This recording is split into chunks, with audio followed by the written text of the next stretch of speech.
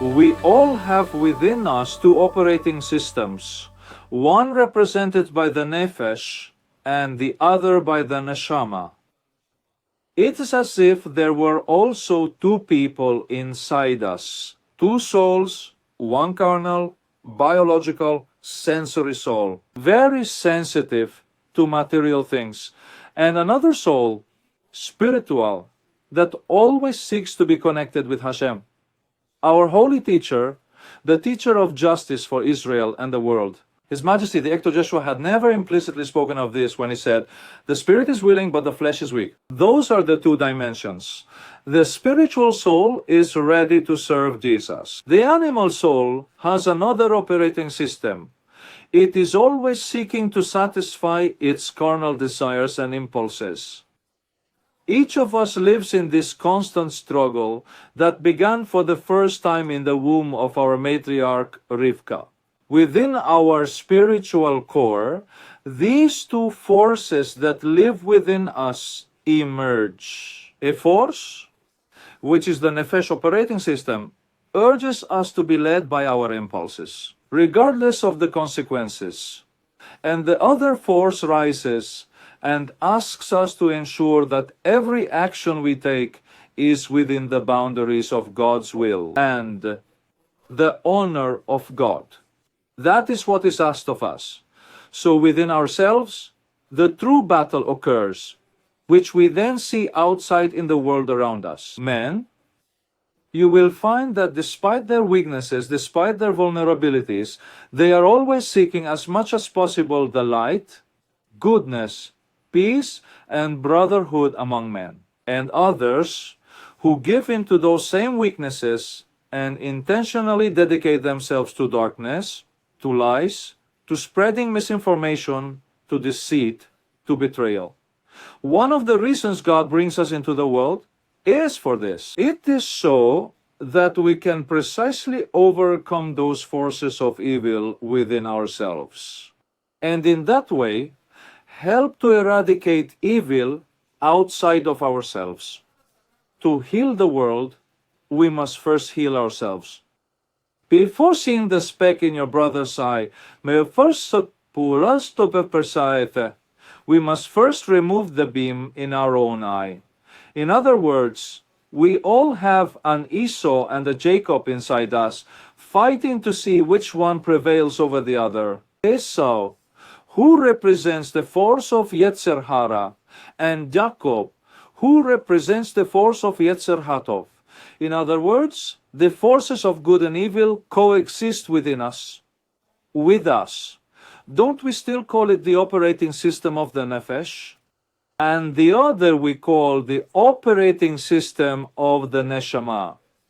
You live with two opposing forces moving within you, even speaking to each other, exchanging information, producing an internal dialogue, trying to pull to their side. And just like in the biological case of Rivka, in her own womb, two sons were fighting each other. The secret is in mastering Esau. The secret is in putting him under control. In the words of our holy teacher, Rabbi Yeshua, no one can enter a city without first overcoming the strong man of that city. And that strong man, allegorically speaking, is Esau, your operating system, controlled by the desire to receive, to satisfy, regardless of what you leave behind. Well, let's look at this again in a broader sense. The paradox of our section is that Isaac identified more with Esau than with Jacob. Rebekah identified more with Jacob than with Isaac. Where does this come from? We don't really know. Perhaps Isaac had resentment towards his own brother Aor, who was sent away from home by their father and was somehow compensating for that burden and empowering himself, emphasizing a disproportionate relationship with his own eldest son Esau. Those of us who are parents know that these things happen. There are children with whom you have more chemistry. You identify more, get along better, and communicate better. It doesn't mean that you don't love the others. Of course you do. But there are emotional preferences. And all of us who are parents know that these things happen. And we have to be very careful to always maintain fairness and justice among all the children, protecting them from baseless jealousy and baseless hatred between brothers and sisters. In any case, Manakesi, Yofesi, we know that the birth of Isaac, dramatically announced by Jesus through angels, a year in advance, was simply miraculous. He was Ishmael's younger brother through their father, and Ishmael was banished without fault for Isaac. One day, Isaac is walking through the field, talking with God when Rivka appears in his life. She was chosen for him without seeing her, without knowing her, right? But his love for her arose just like that. When he saw her for the first time, it was love at first sight, and it worked. It doesn't always work, but in Isaac's case, it worked perfectly. Unlike his father Abraham, who had concubines, and unlike his son Jacob, who had 4 different wives, Isaac and Rebekah, they knew no other man or woman. They were monogamous. They were the only monogamous patriarchs in all of Scripture. We then learn that Isaac was quite successful with large herds and great wealth. We also learn that unlike his father and son, he never left the land of Israel. Yishak is the only one of our ancestors truly devoted to it. He was born inside Israel, never left Israel, and died in the land of Israel. Be that as it may, the fact is that Isaac became blind. Over the years he got old and became blind. We don't know why he became blind. Some of the ancients say it was because of the smoke from the incense burned by the foreign women Esau married, and that smoke from the incense was bad for his eyes and made him blind. There is another tradition that claims that when Isaac was tied to the wood and his father raised the knife to slaughter him, at that moment the angels appeared. He saw the angels and noticed that tears were falling from the eyes of one of the angels. And those tears fell into his eyes. And that was the cause of his blindness. That is what Midrash says. It is more likely that he had cataracts and there weren't the scientific advancements to remove them, and he simply ended up blind from that point on. Be that as it may, Isaac sympathized more, had more chemistry, with his elder son more than with his younger son. This doesn't mean he doesn't love Yaakov. Okay, yes, he loved him, but he identified more with Esau. For Rivka, it was the opposite. It's not that she didn't love Esau. Of course she loved Esau, but she had more affinity, more chemistry with Yaakov. Everything indicates Esau was not aware of the prophecy given to Rebekah when there were struggles in her womb. He was also not aware of the prophecy given to Esau when there were struggles in her womb. Neither was he aware of the prophecy given to Esau when there were struggles in her womb of Esau's birthright. So when Esau, understanding that the time of his departure from this world was approaching, that it was imminent, calls Esau his eldest son and tells him to prepare tasty food for him. As I like it, bring it to me, and I will eat from your hand, so that my soul may bless you before I die. It is clear that Esau, now blind, was acting in complete ignorance. And of course, Esau also took advantage of this by not mentioning to his father that he had sold his birthright to his younger brother a few hours earlier. And for his part, Yaakov, under his mother's guidance, also deceives his father to take the birthright that he had bought and that his mother had prophesied to him. So Esau is deceived twice, by his son Esau and by his son Jacob. This is the reality of the men we have in the Bible. They are not angels. They are men of flesh and blood, with their weaknesses and strengths. Yet some of them, like Yaakov, manage to rise above their weaknesses and establish a generational future for their descendants. Others, like Esau, succumbed to the Yetzer Hara and bore fruits of darkness. And this is the constant reality in our lives. We will always strive for peace, The option to rise and overcome our mistakes or to stay there beside the road, lamenting and always justifying our wrongdoings. That is the battle we always fight. The force of Esau and the force of Jacob, the force of the Yetzer Hara and the force of the Yetzer Hatov, the negative energy of the evil inclination, the positive energy of the good inclination. Each one of us experiences this and decide which of these two tendencies will dominate and control our present and our future. We cannot ignore that reality. You will always have to face Esau. Precisely, our Parasha is about that. There are constant encounters between Esau and Jacob.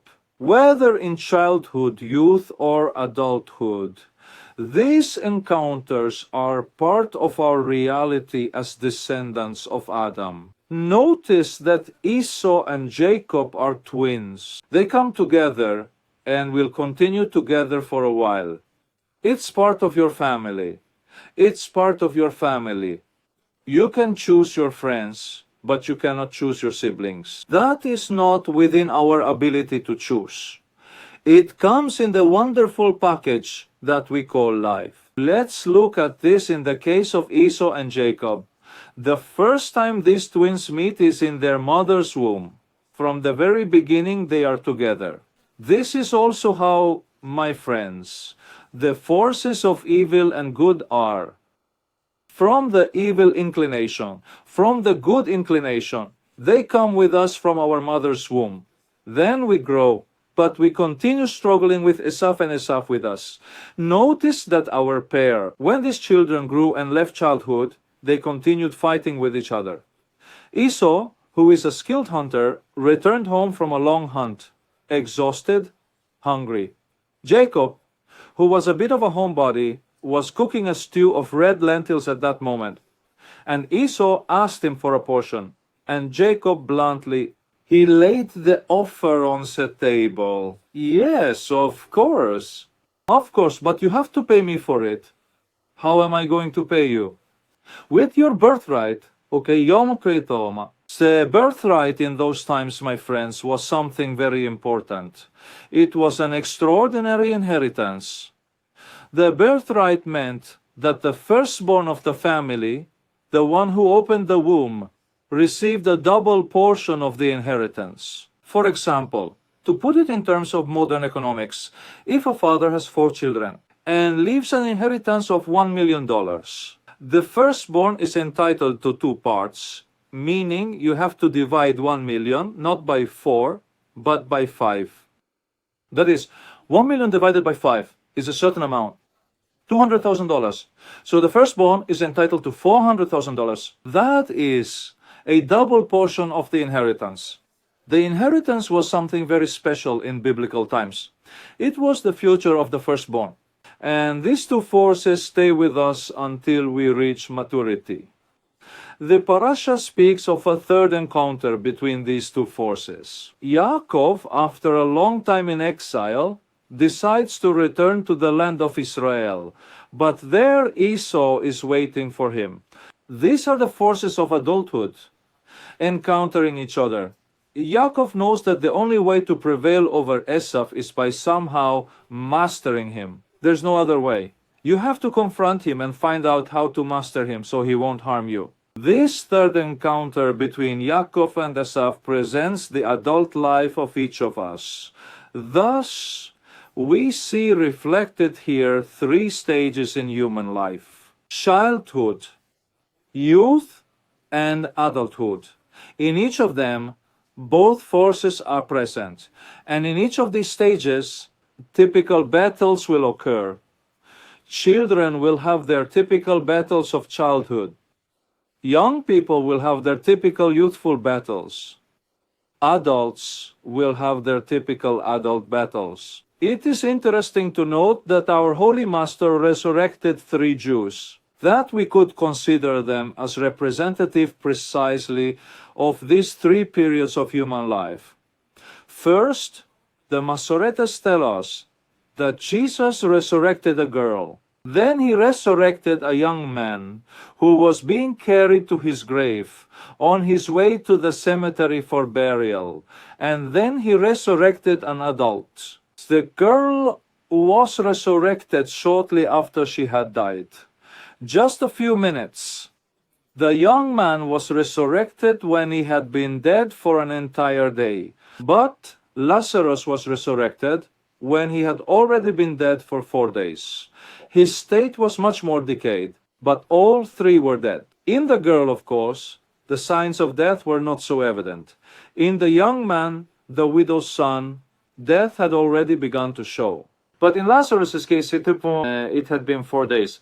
Each of these events, which somehow corresponds to these three encounters between the negative energy dominated, represented by Esau, and the positive energy represented by Jacob, occurring in that same order. Both struggle from childhood, both are present in youth, and both continue into adulthood. My friends, we cannot escape this aspect of life, this reality. There is a tendency, sometimes perhaps pious, to downplay the human reality of biblical characters. For example, regarding Esau, it has been said that, looking closely, he didn't really sell his birthright for a bowl of lentils. And it wasn't that he didn't want his birthright, not that he had despised it, but rather that he simply hadn't valued it appropriately. And since he was hungry, he didn't think much about what he was doing. That makes sense because it's typical of the strategies of the Yetzer Hara. Yosef Haram makes you think that what you're selling isn't that important after all. But then you discover that it represents your entire life, that your whole future is at stake.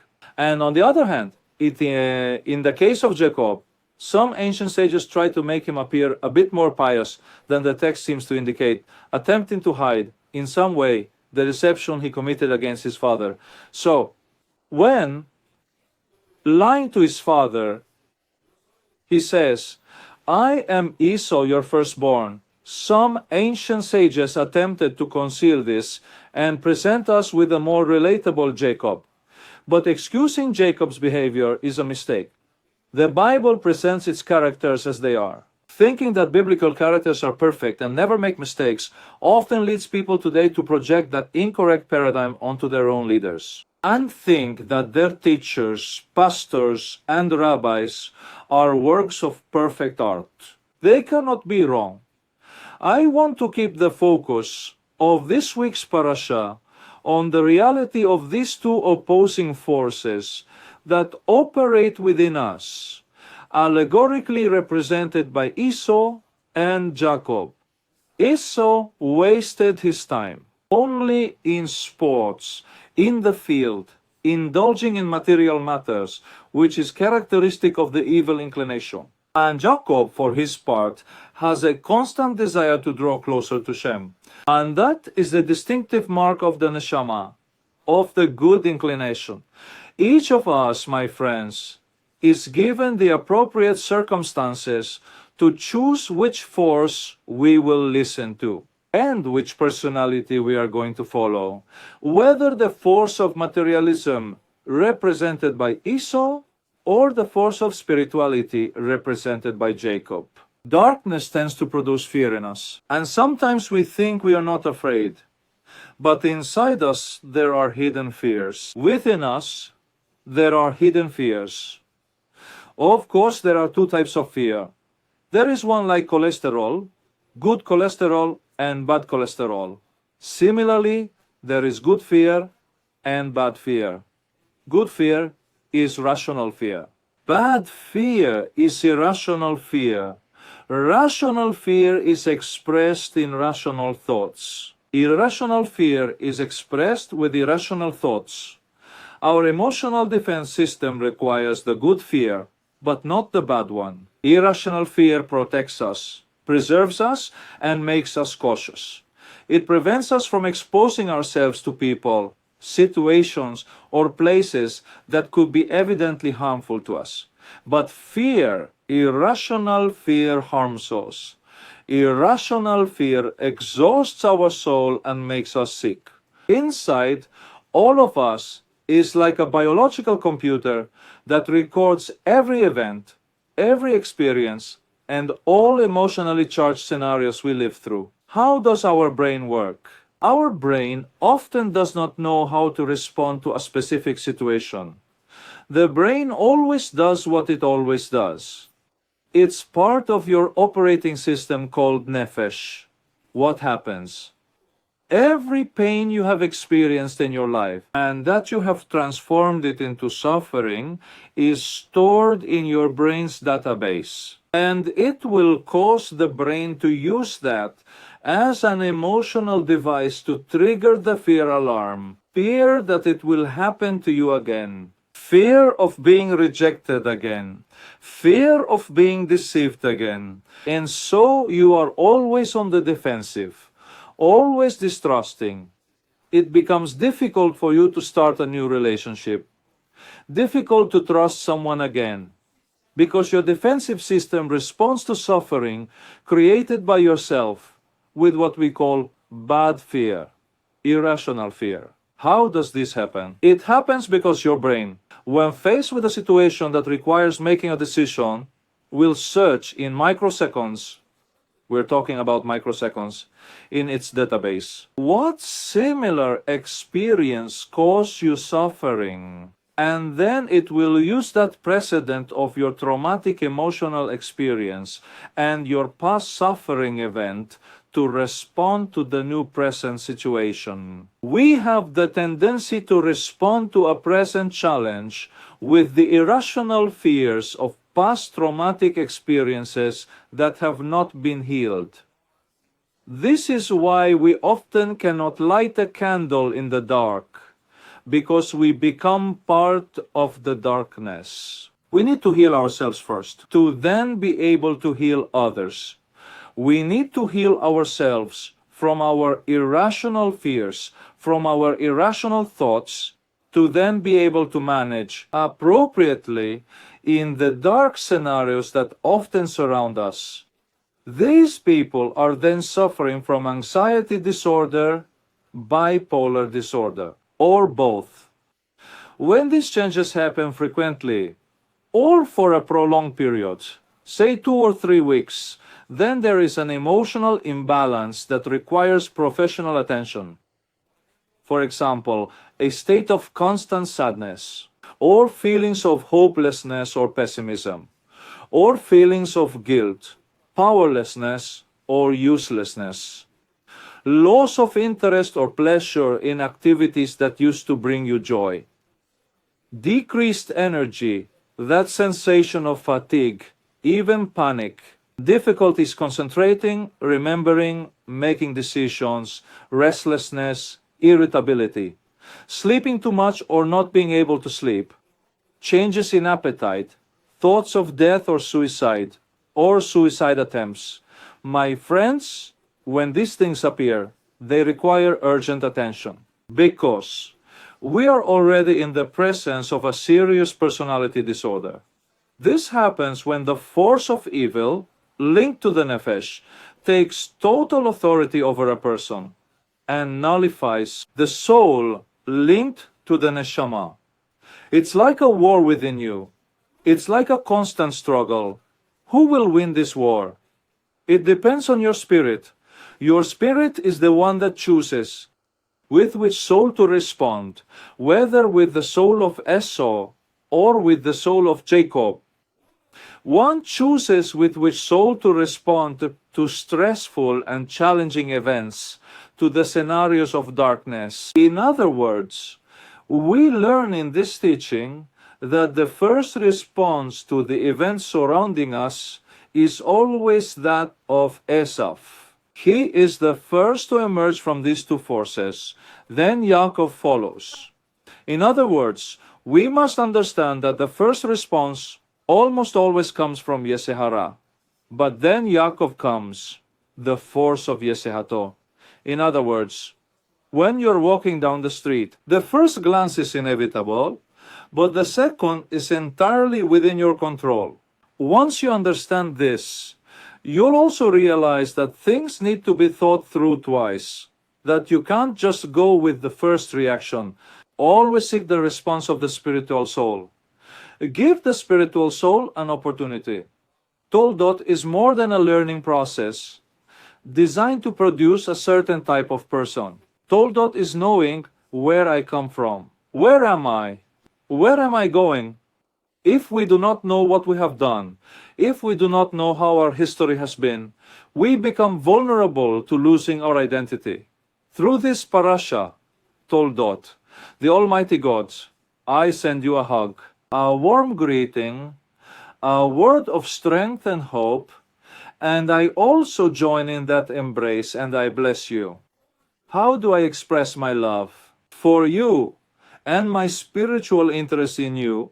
How do I express it? By preparing a Parasha class each week, thinking of you, thinking about your spiritual well-being, that things improve for you, that everything goes well, that you have health, a long life, strength, hope.